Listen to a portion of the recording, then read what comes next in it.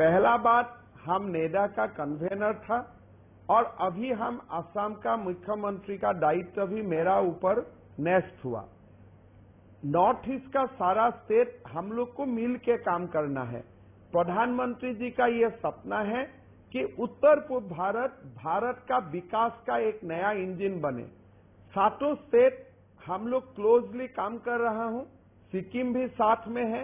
ये 8 state will work together और जैसे कोविड का समय हम पारस्परिक सहयोगिता कर रहा हूं, ऐसे टूरिज्म का क्षेत्र में, कनेक्टिविटी का क्षेत्र में, लॉ एंड ऑर्डर का इश्यूज में हम लोग को मिल के अगर हम लोग काम करता हूं तो बहुत जल्दी हमको कुछ ना कुछ सॉल्यूशन मिलेगा, हम लोग को तरक्की मिलेगा।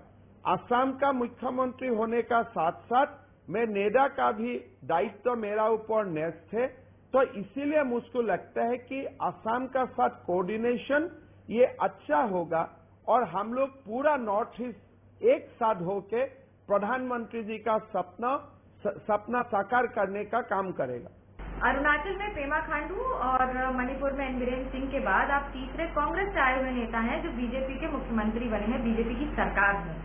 ऐसी क्या जिद थी कि जो पार्टी को सोनवाल साहब का चेहरा लगाकर भी उन्हें कि आपको मुख्यमंत्री बनाना पड़ गया? क्या आपकी जिद थी? राजनीतिक गलियारों में ये चर्चा रही है। देखिए, असम में बीजेपी में जो भी है, सोनवाल साहब बीजेपी में एजीपी से आया था और मैं कांग्रेस से आया था। अंतर यही था कि सोनवाल साहब 2 साल पहले आया था, मैं 2 साल पीछे आया, लेकिन हम लोग मिलके बीजेपी को कुछ ना कुछ कंट्रीब्यूट करने के लिए, बीजेपी का ग्रोथ में कुछ ना कुछ कंट्रीब्यूट करने के लिए हमने दोनों ने भरपूर प्रयास किया। चुनाव आया, चुनाव का बाद हमारा नेतृत्व ने यह निर्णय लिया कि मुझको असम संभालना है और सोनवाल जी को और अलग कुछ काम करना है। तो ये एक पार्टी का फैसला है, पार्टी का सामने कोई जिद नहीं करता है। मनोज, आपको मालूम होगा 2019 सन में मैंने पार्टी का सामने दरखास्त किया था कि मुझको एमपी चुनाव लड़ने का मौका दीजिए। पार्टी ने बोला कि हेमंत तुम नहीं लड़ सकता है। हमने कुछ जिद भी नहीं किया।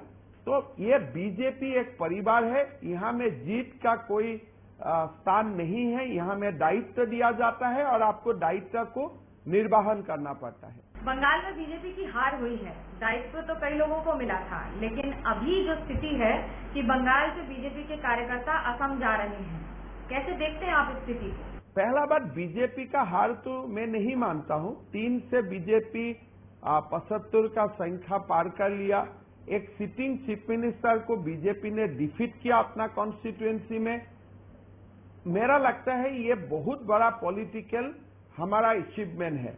एक एक्सपेक्टेशन था लोगों का कि बीजेपी सरकार बनाएगा, लेकिन अगर आप पॉलिटिकल रियलिटी आप देखें तो बीजेपी 3 से 80 तक पहुंचा। एक ममता बनर्जी जैसा नेता को हमारा नेता ने हरवाया। तो मेरा हिसाब से बंगाल का जो स्थिति है, बंगाल का जो राजनीति है, जैसा जनसंख्या जो पॉपुलेशन पैटर्न का जो एक दबाव है, उसी का विद इन दैट मेरा लगता है कि बीजेपी ने बहुत अच्छा परिणाम दिया है और ये तो सेमीफाइनल है, आगे हमारा प्रयास चलते रहेगा।